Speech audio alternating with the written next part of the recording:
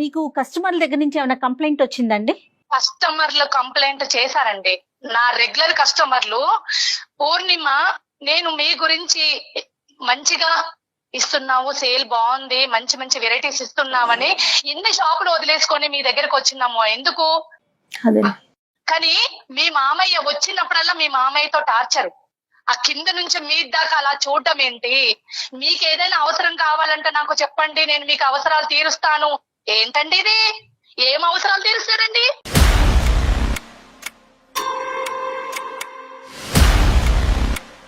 Sir ఇవన్నీ into నేను sir control అవ్వలేకపోతున్నా sir. ఒక తండ్రి మీద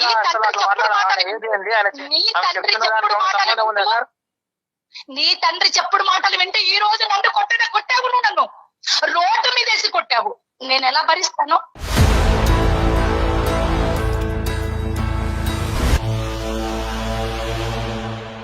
నా మొగడు లేని సమయంలో ఏమండి కాఫీ తీసుకొచ్చి ఇస్తుంటే చేయి పట్టుకుంటాడా?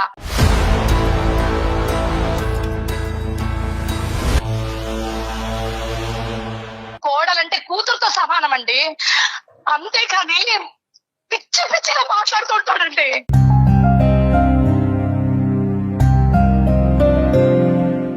నా మొగడు లేని సమయంలో నేను మామయ్య కదా అనుకుని నా తండ్రి స్థానంలో పెట్టుకున్నానండి. పిచ్చి పిచ్చిగా పిచ్చించేస్తాడా? ఏ విధంగా ఉండాలండి? ఏ విధంగా కాపురం చేయాలి నేను?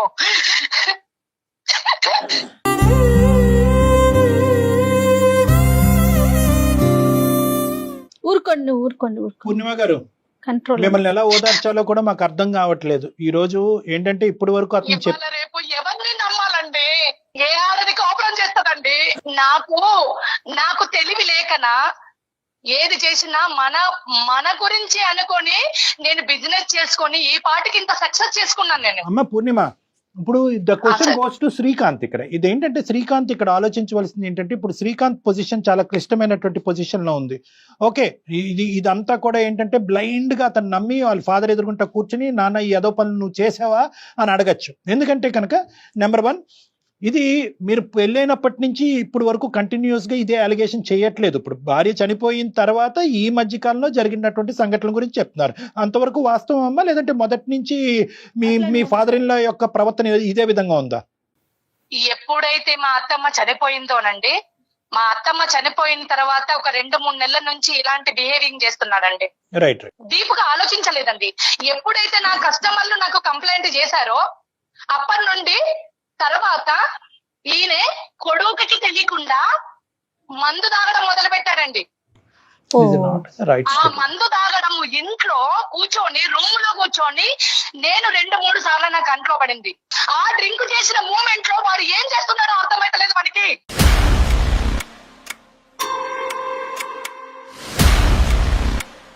ఏం మాట్లాడుతున్నావు? నోటికి వచ్చిందలా మాట్లాడుతున్నావా? ఏం చెప్తున్నావు? నోటికి వచ్చినట్టు వాగడం కాదు, నోటికి వచ్చినట్టు వాగడం కాదు. ఫస్ట్ నీ తండ్రి బుద్ధి ఎలా ఉందో చూసుకో. ఫస్ట్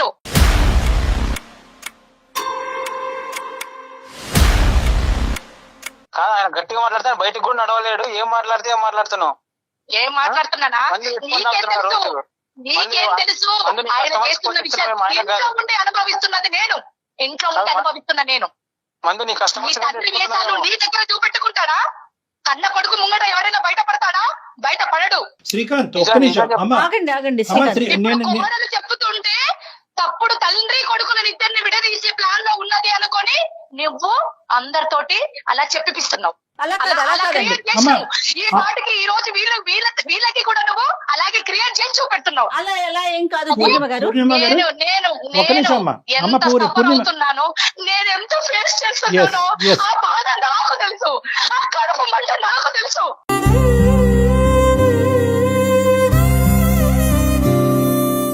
కడుపు మంట నాకు తెలుసు. ఈ రోజుకి నీ తండ్రి గొప్పోడేమో, మంచోడేమో, కానీ నాకు ఒక తండ్రి ఉన్నాడు. నీ తండ్రి మీద చెప్పాల్సిన అవసరం లేదు. శ్రీకాంత్ నీ తండ్రి బుద్ధి భయంకర బుద్ధి. మతి ఉండి మాట్లాడు. ఆయన మతి ఉండడం కాదు, కడుపు మంట. నాకు మతి కాదు, నీకు మతి దుబ్బింది. నా కడుపు మంట, నా కడుపు మంట, నా వేదన ఎట్లా ఈ చేసిన రోజు నేను అనుభవిస్తున్నా. పూర్ణిమ గారు చెప్పండి. ఒక్క నిమిషం అమ్మా. I know the pain that you're going through, నాకు పూర్తి స్థాయిలో నాకు అర్థమైంది. కానీ ఇక్కడ ఉండేటటువంటి సిచ్యువేషన్కి ఒక సొల్యూషన్ కావాలి అంటే కనుక ఒక్క 2 నిమిషాలు నేను చెప్పేటటువంటిది జాగ్రత్తగా ఆలకించండి. ఈరోజు శ్రీకాంత్ స్థానంలో నిలబడినటువంటి ఎవరైనా కూడా కరెక్టే, మీరు చెప్పినటువంటి అంశాలన్నీ కరెక్టే అయి ఉండొచ్చు. అతను మిస్బిహేవ్ చేసి ఉండొచ్చు. అతను ఏ పరిస్థితిలో మిస్బిహేవ్ చేశాడు, భార్య చనిపోయిన తర్వాత ఒక డిప్రెషన్లోకి వెళ్ళటం వల్ల అతను కాగ్నిషన్ మీద అతను పూర్తి స్థాయి కంట్రోల్ పోవటం వల్ల ఆ విధంగా అలా ప్రవర్తించాడా, అది ఒక ఆలోచన అయి ఉండొచ్చు. ఆ డిప్రెషన్ని దిగమింగుకోలేక, ఆ బాధను దిగమింగుకోలేక తాగుడు మత్తుకు బానిస అవ్వటం వల్ల అలా ప్రవర్తించాడా, అదొక ఆప్షన్ అయి ఉండొచ్చు. లేదు ఇతనికి ముందు నుంచే ఈ దుర్బుద్ధి ఉంది, అది మీకు ఎవరికి కంటకి కనిపించలేదు, ప్రత్యేకంగా కొడుకు అసలైతే తెలియలేదు. ఇది ఈ రోజు కోడలు ఇంట్లోకి వచ్చిన తర్వాత, కోడలు ఒక బిజినెస్ పెట్టిన తర్వాత, అక్కడ ఒక 4 కస్టమర్స్ వచ్చిన తర్వాత ఈ పరిస్థితి బయటపడిందా? ఈ 3 options are left with us. అవునా కాదమ్మా పూర్ణిమ? ఓకే అండి, మీరు అన్నది ఒక మాట అండి. మీరు అన్నారు అతను మైండ్ డిస్టర్బెన్స్ లో ఉంది అని అంటున్నారు. ఆ ప్లేస్ లో, నా ప్లేస్ లో తన కన్న కూతురు ఉంటే ఇలాగే బిహేవ్ చేస్తాడా?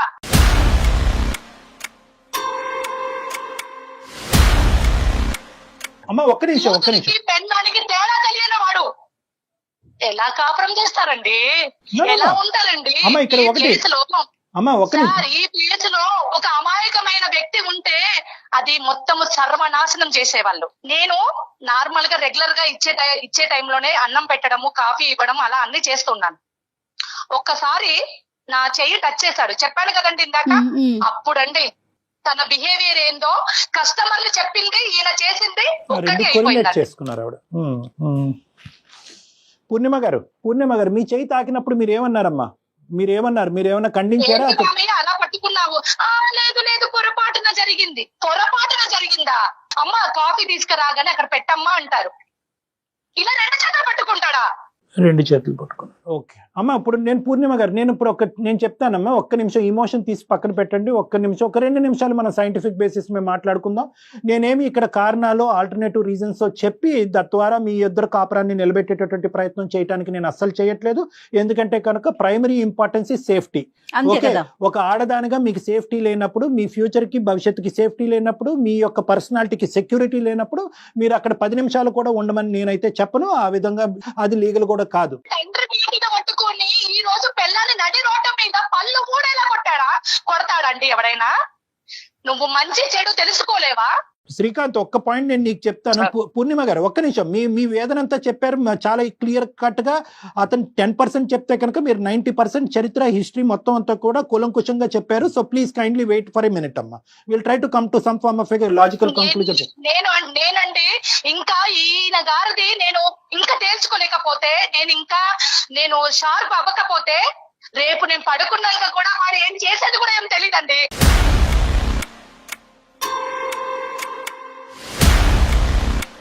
అమ్మా ఒక్క నిమిషం పూర్ణిమ గారు. మనం ఏం అడవిలో లేమో, మీరు చదువుకున్న వాళ్ళు, మీరు బిజినెస్ నడిపిస్తున్నారు. ఒకప్పుడు ఆ విధంగా అతను ప్రవర్తిస్తే కనుక ఏం చేయాలి అనేది మీకు బాగా తెలుసు. So you have all the rights to deal with this particular situation. ఆ పరిస్థితి వస్తుందని నేను అనుకోవట్లేదు. కానీ ఇక్కడ శ్రీకాంత్ యొక్క సెంటిమెంట్స్ కూడా ఆలోచించాలి కాబట్టి ఒక 2 నిమిషాలు ఓపిక పట్టండి అమ్మా ప్లీజ్. ఇక్కడ ఏంటంటే ఓన్లీ ఇక్కడ ఈ అలిగేషన్ ఒక్కటే కాకుండా దీనికి మించినటువంటి వేరే అంశం కూడా ఉంది. ఆ అంశాన్ని బేస్ చేసుకుని మీరు ఇలా మాట్లాడట్లేదా అనేది అతని ఆలోచన. ఒకటి, మీరు బిజినెస్ స్థాపించిన తర్వాత ఫైనాన్షియల్ ఇండిపెండెన్స్ పెంపొందించుకున్నారు. మీ యొక్క లెక్కలు మీరు చూసుకుంటున్నారు, మీ బ్యాంక్ అకౌంట్లు మీరు చూసుకుంటున్నారు, మీ ఖర్చులు మీరు పెట్టుకుంటున్నారు, మీ అప్పులు మీరు తెచ్చుకుంటున్నారు. దీని బ్యాంక్ అకౌంట్ లోకి షూరిటీ ఎవడు పెట్టండు? అసలు నాకు చెప్పింది ఆమె, అవన్నీ చెప్తుందా?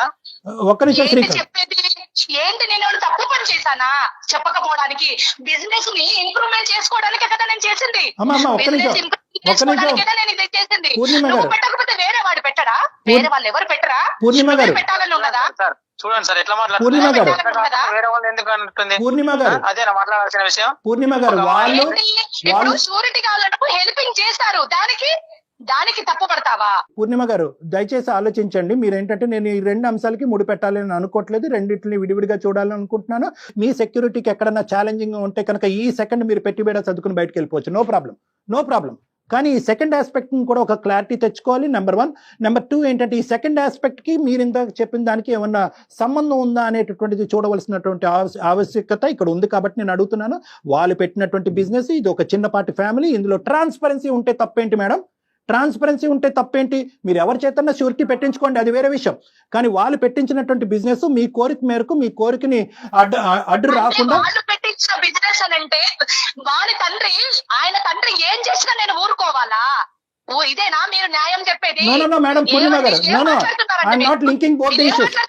ఆయన సాడిస్టిక్ గా బిహేవ్ చేస్తే, తండ్రి మాటలు పట్టుకొని బిహేవ్ చేస్తే నేను పడాలా? పూర్ణిమ గారు, నేను అలా అనలేదు, మీరు వక్రీకరిస్తున్నారు, మీరు ఆ విధంగా ఆలోచిస్తున్నారు. శ్రీకాంత్ 1 minute, నేను ఆవిడ క్లారిటీ ఇవ్వనియండి. నేను ముందుగానే నా స్టేట్మెంట్ ఓపెన్ చేయక ముందే నేను క్లియర్ కట్ గా చెప్పాను. మీరు దయచేసి మీ ఇమోషన్ లో మీరు ఆలకించలేనట్టున్నారు. ఈ 2 టోటలీ 2 different ఇష్యూస్ అని నేను చెప్పాను. చెప్పానా లేదా? రెండింటికి ముడి పెట్టట్లేదు. మీకు మీ సెక్యూరిటీ మీద మీకు ఇబ్బందిగా ఉంటే కనుక ఈ సెకండ్ మీరు పెట్టి బేడ సర్దుకుని బయటకు వెళ్ళండి అని కూడా చెప్పానా లేదా? పూర్ణిమ గారు, ప్లీజ్ మీ ఇమోషన్స్ ని మా మీద రుద్దటానికి ట్రై చేయకండి. మాకు ఆ ఉద్దేశం లేదు. మీరు అతను బిజినెస్ పెట్టించాడు కాబట్టి అతనికి శారీరకంగా మిమ్మల్ని లోబరుచుకునేటటువంటి ప్రయత్నాన్ని డాక్టర్ గారు మీరు ఖండించడం అనేటటువంటి ఉద్దేశాన్ని దయచేసి అక్కడ వ్యక్తపరచకండి. అటువంటి క్యారెక్టర్ నాకు లేదు, అటువంటి ఆలోచన నాకు లేదు. ఈ వేదిక ఉద్దేశం అది కాదు. ప్లీజ్ మీ ఆలోచనలు మా మీద రుద్దకండి. Okay, we are trying to help you. మేము మీకు హెల్ప్ చేయాలి అని అనుకుంటే, హెల్ప్ స్వీకరించేటటువంటి ఉద్దేశం ఆలోచన మీకు ఉంటే హెల్ప్ తీసుకోండి. కాదు అనుకుంటే ఫోన్ పెట్టేసి మీ దారి, మీ నిర్ణయం ఎలాగ తీసుకున్నారు కాబట్టి వెళ్ళండి. ఇందాకటి నుంచి నేను మొత్తుకుంటున్నాను, మీ మావయ్య మేమే చేసినటువంటి అరాచకానికి నా సొంత కూతురు బాధపడినటువంటి విధంగా నేను బాధపడుతున్నానని 1కి 10 సార్లు నేను మొత్తుకుంటున్నాను. ఈ ఫైనాన్షియల్ ఆస్పెక్ట్ కాస్త దీనికి ఇది ఆ విధంగా దారి తీసిందా అనేటటువంటి ఆలోచన నాకు అనిపిస్తుంది. ఈ ఫైనాన్షియల్ ఆస్పెక్ట్ అంటే ఆవిడ విధంగా, ఆవిడ ఆలోచన విధంగా ఆవిడ బతుకుతుందిరా. నీ ఆస్తి మొత్తం అంతా కూడా నువ్వు సంపాదించింది అంతా కూడా ఆవిడ పేరుని రాసిచ్చావు.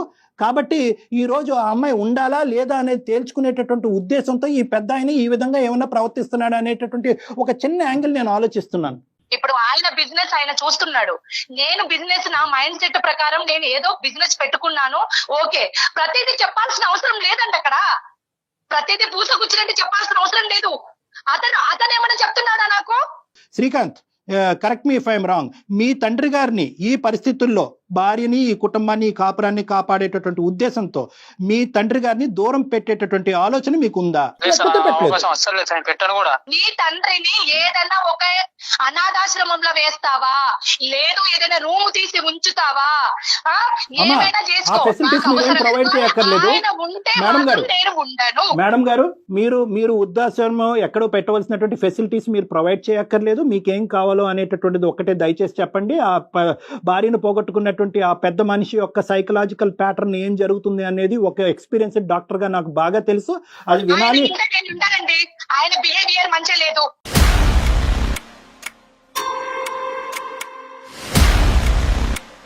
Only thing is sexual harassment.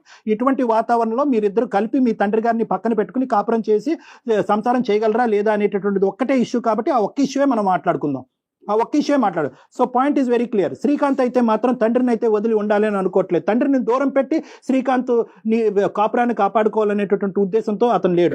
నేను కూడా ఉండనండి, నేను కూడా ఉండను, నేను కలిసి ఉండను, నాకు ఆయన ఇంట్లో ఉంటే నేను ఉండను. ఓకే పూర్ణిమ, నేను ఒక్క మాట చెప్పచ్చా పూర్ణిమ గారు? ఒక మాట చెప్పచ్చా? చెప్పండి సార్. Right, okay. ఇటువంటి సిచ్యువేషన్స్ దగ్గర కొన్ని థౌజండ్స్ ఉన్నాయి నా దగ్గర కేసెస్.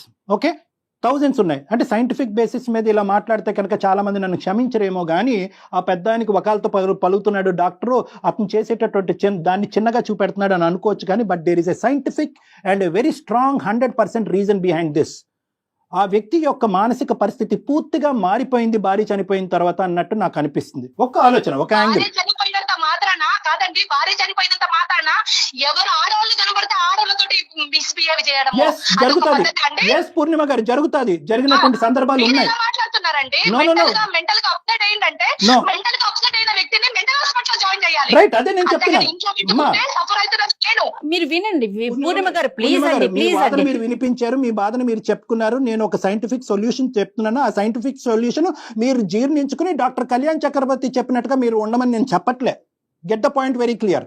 అది మీకు ఏకీభవిస్తే ఓకే, లేదంటే నేనేమంటున్నాను అంటే కనుక ఇన్సెక్యూరిటీ వాతావరణం నుంచి నేను బయటపడాలి అనేటటువంటిది పూర్తిగా ఇట్స్ యువర్ ఇండివిజువల్ డెసిషన్. ఈ రోజే ఈ క్షణమే మీరు చేయొచ్చు. కానీ at the end of the day మీరిద్దరూ ఒకప్పుడు ఏ మాత్రం ఆ గోరంత దీపం ఉందంటే కనుక దాన్ని నేను నాకు నా టెరిటరీలోకి మీరు అది చెప్తే కనుక నేను చెప్పడానికి దానికి రెడీగా ఉన్నాను. ఇస్తారా? అతన్ని మీరు ఇందాక చాలా మంచి మాట అన్నారు, సైకాట్రిక్ హాస్పిటల్లో పెట్టండి అని. అంత స్థాయి అక్కర్లేదు, కానీ అట్లీస్ట్ ఒక సైకాట్రిస్ట్ అసెస్మెంట్ కి తీసుకెళ్లి ఈ మనిషి అసలు సెన్సెస్ లో ఉన్నాడా, ఈ పెద్ద ఆయన సెన్సెస్ లో ఉన్నాడా లేదా, ఇతను డిప్రెషన్ లో ఉన్నాడా, డిమెన్షియాలో ఉన్నాడా. డిమెన్షియా అంటే మరుపు, బ్రెయిన్ ష్రింక్ అయిపోతుంది అనమాట. కొన్ని ఇటువంటి సంఘటనలు జరిగినప్పుడు బ్రెయిన్ ష్రింక్ అయిపోతుంది. ఇదే జరిగింది అక్కడ, నేను చెప్పట్లేదు. ఇది నాకు ఇవన్నీ వద్దు, ఆ మనిషి ఏమైపోతాడో నాకు అవసరం లేదు.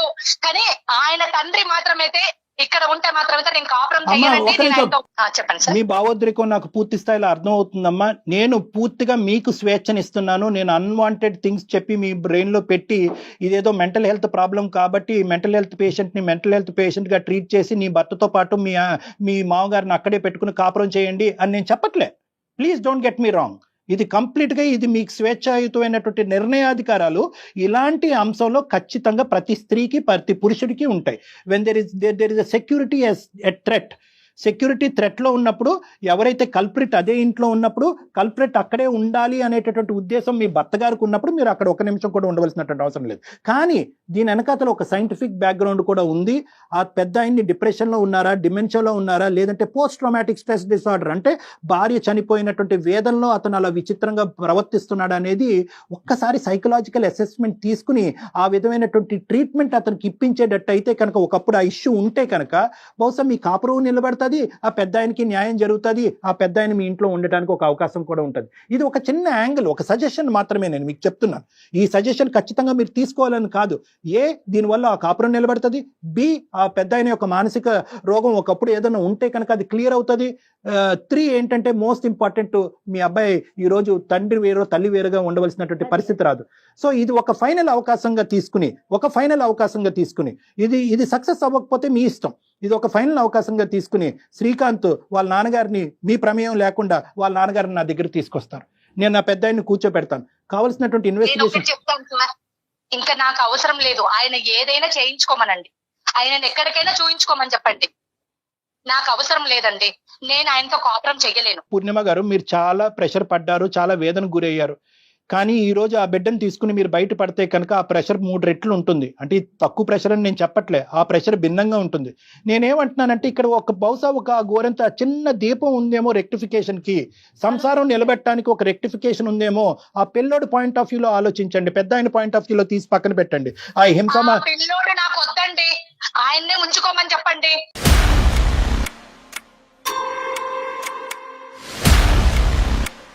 నాకు ఆయనతో విడాకులు కావాలి అంతేనండి.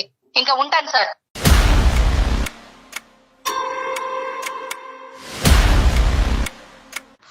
హలో. ఆవిడ ఆవేశంలో ఏం మాట్లాడుతున్నారో తనకు తెలియట్లేదండి. అంటే ఆవిడ వేదన మనకు అర్థమైందమ్మా. కానీ ఆవిడ ఏంటంటే ఫ్యూచర్ గురించి ఎక్కువ భయపడిపోతుంది. ఆ మనిషి ఎవరు లేనప్పుడు తాగొచ్చి బెడ్రూమ్ లో అది వాస్తవమే, అది మనకు కాదనట్లేదు. మనం ఆ ఇష్యూని ఎంతవరకు, శ్రీకాంత్ ఉన్నావా లైన్ లో? సార్ ఉన్నా సార్. ఆవిడ ఫోన్ పెట్టేశారు, నువ్వన్నా విను. సో నేనేమంటున్నానంటేనమ్మా, ఆయన ఏజ్ ఏంది, ఆయన మీద చెప్పే తప్పుడు పనులు ఏంది, అసలు మీకు అర్థమవుతుందా సార్? నాన్న ఇప్పటికీ కూడా నా మనస్సాక్షి ఏం చెప్తుంది అంటే కనుక మీ తండ్రి గారి మీద నింద వేయొద్దనే చెప్తుంది. ఓకేనా? ఎందుకంటే ఇప్పుడు నిజంగా ఇటువంటి క్యారెక్టర్లెస్ వ్యక్తి అయితే కనుక నీకు ఇప్పుడు 35 సంవత్సరాలు అట్లీస్ట్ 1-2 సంఘటనలన్నా చూసుండవా నీ జీవితంలో మీ తండ్రి యొక్క పాత్రలో? వైపు నుంచి ఏమన్నా కంప్లైంట్లు విన్నారా ఎప్పుడైనా ఇలాంటివి? చిన్నప్పటి నుంచి నేను ఎప్పుడు వినలేదు సార్. అంతెందుకు, ఆమె కస్టమర్స్ అంటుందా, ఆమె కస్టమర్స్ లోనే కొంతమంది మ్యూచువల్ ఫ్రెండ్స్ ఉన్నారు, వాళ్ళు కూడా నాకు చెప్పలేదు. ఇప్పుడు టెక్నాలజీ పెరుగుతున్న సందర్భంలో అటువంటి ఏమైనా చేస్తే ఎవరు బయటకు రాకుండా ఉంటారంటే చెప్పండి, ఒక్కసారి ఆలోచించండి మీరే. బేసికలీ ఏంటంటే ఈ హిస్టరీ పరంగా చూసుకుంటే కనుక అతని వీళ్ళ ఫాదర్ యొక్క ప్రవర్తనకి మారటానికి ప్రధానమైనటువంటి కారణం ఏదైతే ఉందో తల్లి చనిపోవటం ద్వారాతే అయింది. ఈ రోజు శ్రీకాంత్ కూడా తండ్రిని సపోర్ట్ చేసుకుంటూ అబద్ధం ఆడుతున్నాడని అనుకోవట్లేదు.